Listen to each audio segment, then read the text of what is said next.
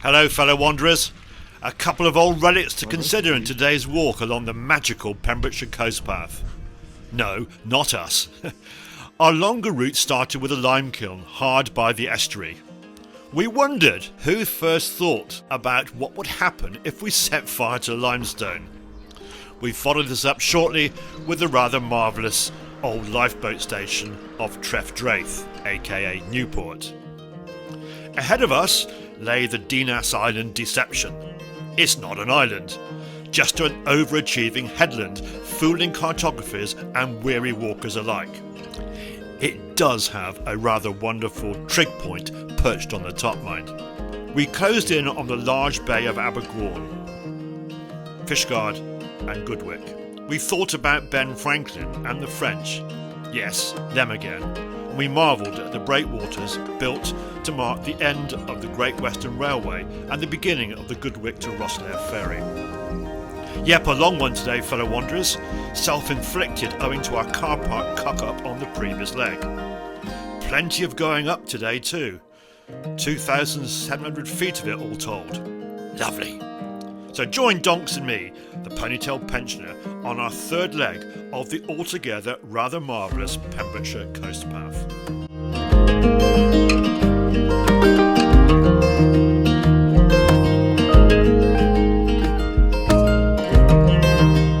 Today, Donks and I were to feel the effect of the wrong car park choice yesterday.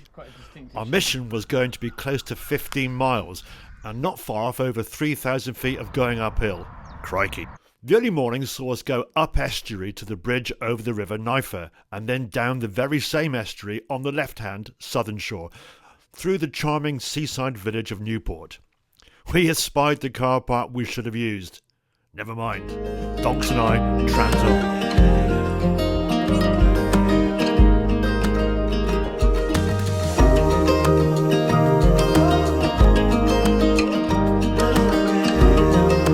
Our silent respects to the brave folk who launched from here, the Old Lifeboat Station at Newport, Trefdraith. A wonderful organisation is the RNLI. What lay ahead was lovely, easy cliff-top walking due west, and I was looking forward to some geologising and more bridges.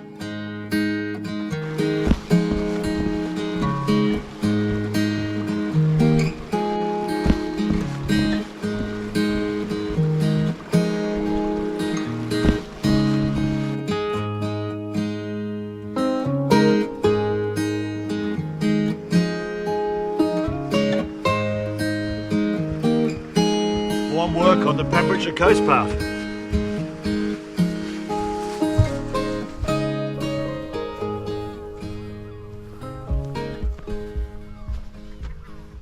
And I'm at a bay called Aberystwyth, School Bay, on my way with Donks to round the headland in the distance, Dinas Island, which isn't an island, but we'll come to that later. But I wanted to show you these marvellous cliffs here. And if you look at the rocks forming the cliffs, these light and dark greys, they look like so many books on a bookshelf. And do you know what? That's not a bad way of looking at geology. These layers, these books, with pages in, the individual layers, tell a story of the natural history of the earth. And I like to think of it as a book written by nature and time. And as a side note, as soon as I started doing this recording, Farmer Jones decided to plough this field in the noisiest tractor and plough he could find.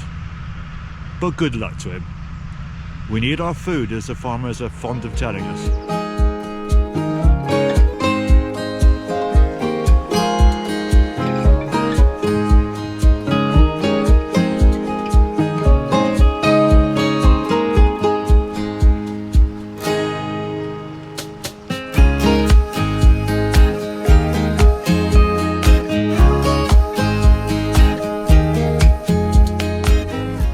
The walking continued most pleasantly and not too taxing. It gave me time to practice how to pronounce the next Welsh place name. We descended towards Cwm I'r Eglwys and checked out a 12th century church, or at least what remains of it after a catastrophic storm in 1859. Nature, as usual, had the final word. Donks and I girded our loins for the ascent that lay ahead to locate one of my very favourite things.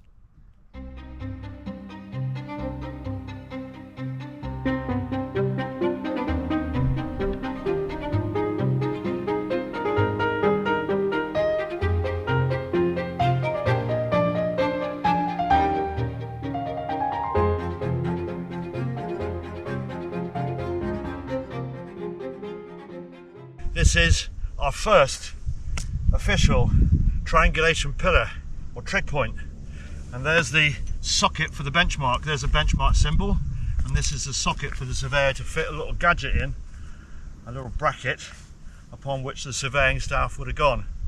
And this wonderful example of a 20th century triangulation pillar has a fitting on the top for fitting a theodolite onto, and this was for the levelling staff, so we know the height and the position of this particular point on the earth to within 3 decimal places of a foot, ditto a metre. And this magnificent specimen is on top of Penifan or Dinas Head.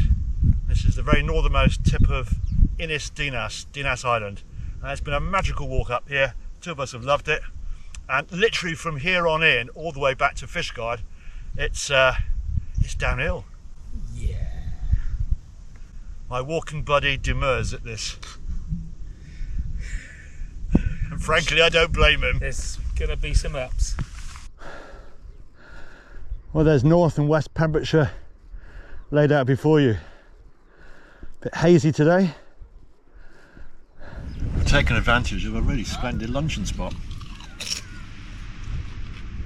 with its own geological specimens. Kind of mixed grill, a keto mixed grill. 2 wrap day. Cross section of the wrap there. Going to require the energy for the afternoon's walking. You've absolutely nailed it. Lots of lovely stuff. Look at all that sort of stuff. One of the adorable things about the Pembrokeshire Coast Path are these numerous little wooden bridges. I like them a lot, and this one's no exception. The great benefit of them is you don't have to go too far down into the dip of the valley to get to the other side. And it has to be said, the Southwest Coast Path needed more of these.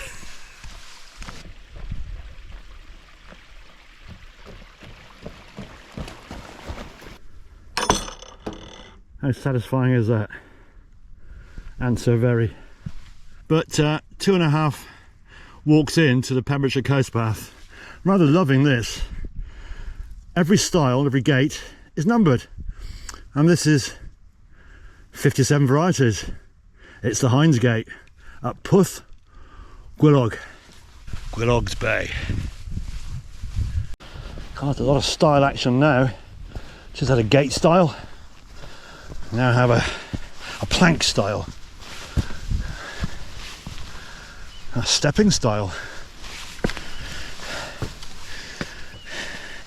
and it's got the trusty sign of the acorn on. That's the sign of the acorn, a dear friend of ours.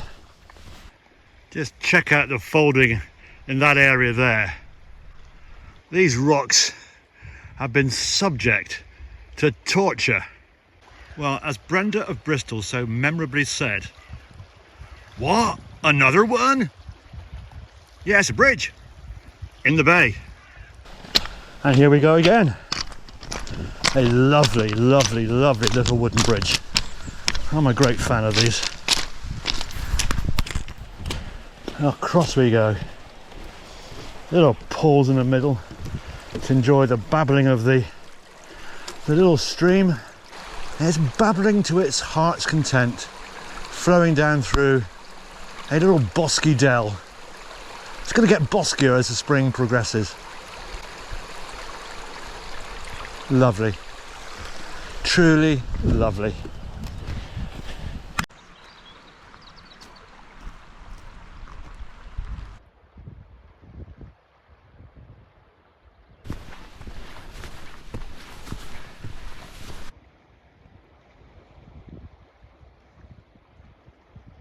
Well, Fishguard and Goodwick beckon.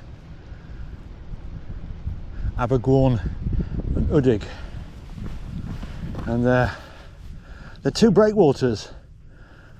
To my left is the eastern breakwater, to the right the northern breakwater, both around 900 to 1,000 yards in length, so a little over half a mile. And they're like a couple of welcoming arms for boats and ships coming back into the harbour. And these are the tough miles, no two ways about it. Longest walk we've done together since we finished the mighty Southwest Coast Path back in the day. I've done quite a few long ones since, but Andy Donks hasn't done a long path for a while, so this is a bit of an endurance test for him. But he's, as is always the case, rock solid, grit and determination. Couldn't ask for a better walking partner. Never complains, just gets on with it. A great sense of accomplishment at the end of this 15-miler. For a 67 and a 68-year-old, not bad. Journey's end down there, I can see the car park. You've been watching another walking adventure from me, Steve, the PonyTailed Pensioner. Thank you for sticking with it. Parking details and an Ordnance Survey map are linked down below if you fancy recreating the chaos. There are lots more walks on my channel, and I usually post a new one each Saturday. Unless, of course, I'm stuck in a hedge. So subscribe and follow along, and let's keep wandering.